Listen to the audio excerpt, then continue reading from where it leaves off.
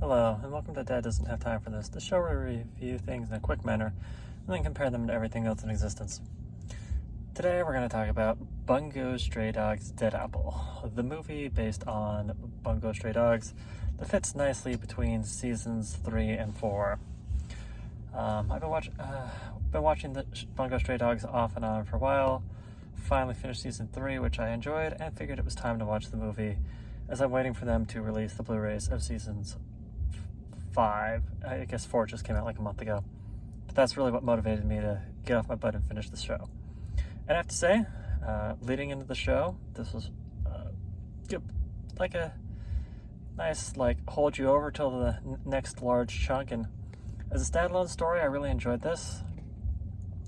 It fleshed out a little bit of the backstory, but it's more of a interaction piece between the characters, Daiso, the Russian guy, the lion, and I'm sorry, I'm terrible with names, the gravity guy, and how they're all intertwined together. And I thought the fight scenes were fairly well put together. I find the show has a really odd take on superpowers. Like,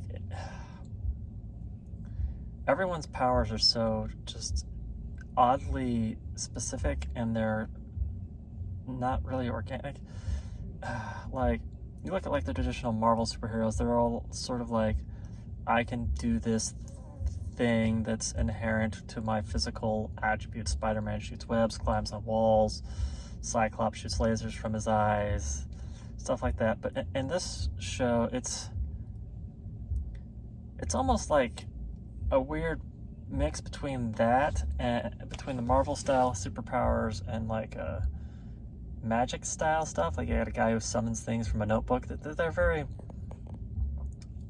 odd powers that don't seem to jive well in theory, but in execution, I just think it does a really good job. It's paced fairly well, and I just really appreciate the show, and the movie does a good job of kind of continuing that. And it's ups the stakes, so it's slightly more than just like an extra long episode, because some movies it's just like, oh, here's an extra long episode. The Dragon Ball Z movies are a perfect example of that. The Dragon Ball Z movies are almost all just a villain of the day. Here's a hour-long episode of Dragon Ball Z. But this ups the stakes a little. I appreciate how this show's a little bit more grounded than most, and I don't know, as a shonen action show, I thought this did a good job. The characters, I really enjoy the characters. Daiso, incredibly well. Cause I don't know, like a guy who, his whole bit was, I want to kill myself and I hate life and nothing matters. And then finally realizing that life does matter and that you should do something to help others. I just really like his character arc. I liked how in season 3, you got to see kind of more how he came to be. And this kind of builds off of where season 3 left off of, where his past kind of comes together with his present, and it's just a good fun movie. All in all, I'd say it was the 217th best movie of all time.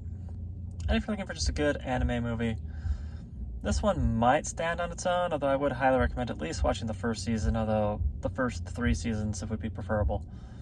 But you could probably get away with just watching the first season and calling it a day. No, first 2 seasons. Definitely first 2 seasons. First 2 seasons, then you could technically watch the movie, though you'll be better off watching it after the 3rd season, because the 3rd season introduces one of the characters from the movie. So, there you have it. Good movie. Had fun. You all have a wonderful day.